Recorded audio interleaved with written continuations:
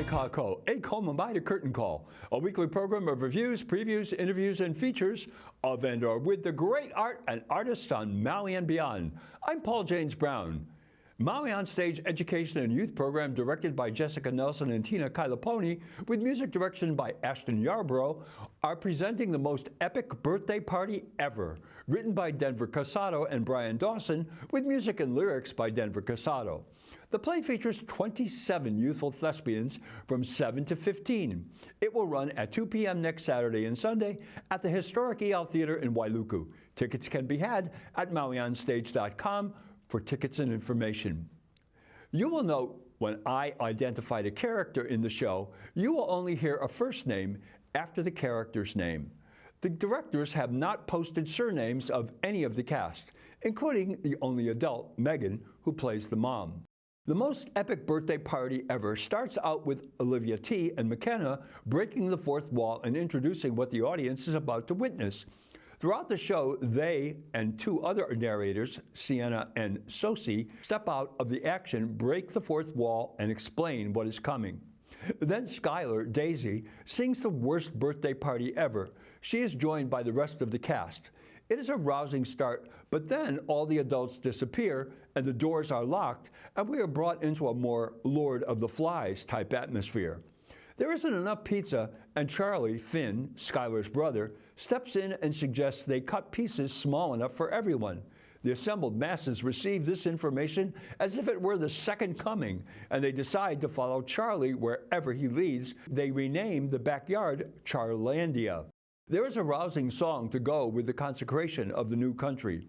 In the meantime, we move over to stage right, where Gail, Ahua, finds she is marooned in the bathroom since the doorknob has fallen off. She is the comic relief in this show, and throughout the show she dives deeper and deeper into the secrets in the bathroom to keep her from going stir-crazy, much to our delight. Charlie has donned a crown and dubbed Kurt Silas the leader of his guard. We are then treated to a drill by the troops. They start off by doing sound off and morph into 3 sections of its own part. One of the members, Reese Emery, is, shall we say, out of step with the others, and Kurt prescribes, "Gimme 10." Throughout the show, she will be seen absolving herself by doing push-ups.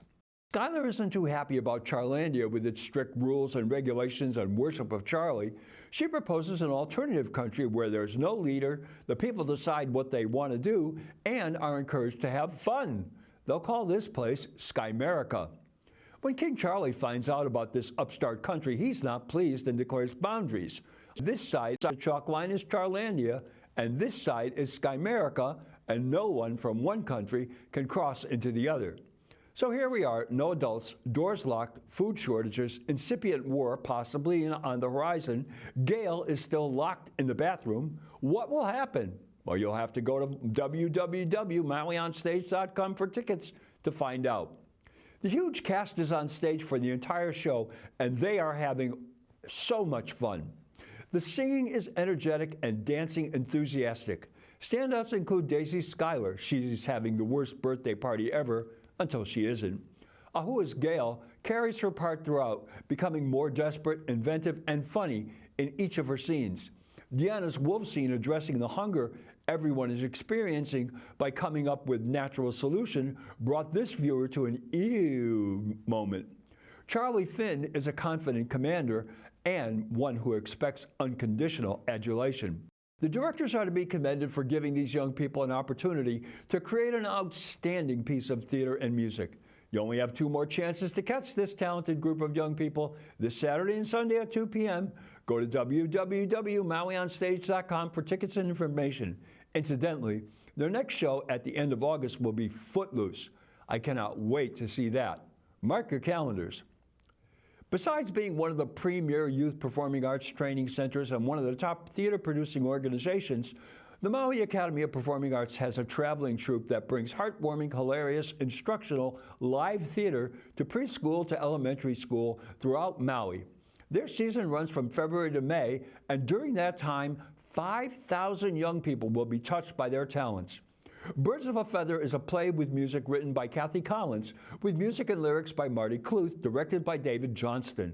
It's about choosing a new state bird on a game show program called Birds of a Feather, hosted by Nunu Pigeon Thalyn Nicolau. He explains the games, and the audience will actually choose which bird will inherit the honor from the nene. First, we meet the minor bird, Kathy Collins, who embodies the loquaciousness, competitiveness, and combativeness of the Manu I Pilau, birds who eat garbage, a moniker she takes umbrage at and insists on being called just Manu, which few abide by, enjoying making fun of her.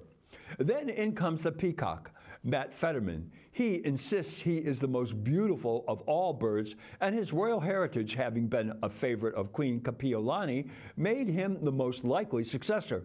He insists the peacocky flower was named after him, not the other way around. The final contestant is Moa, chicken, played by Frances Tauʻa. She is accommodating, ingratiating, humble, and generous, and turns out to be an audience favorite in both the runway walk, which has some hilarious misunderstandings, and the show business competition, her chicken dance, everyone knew and joined in without any coaxing from the pigeon.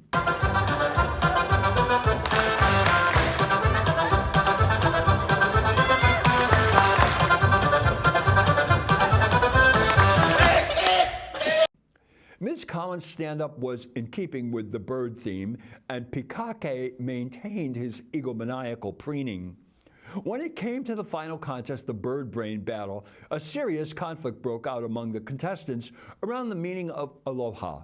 Nunu declared all of them disqualified and decides he is the best one to be the successor. He dispatches them to go and fetch the nene to crown his successor. They get lost on Haleakala and also cannot find any food.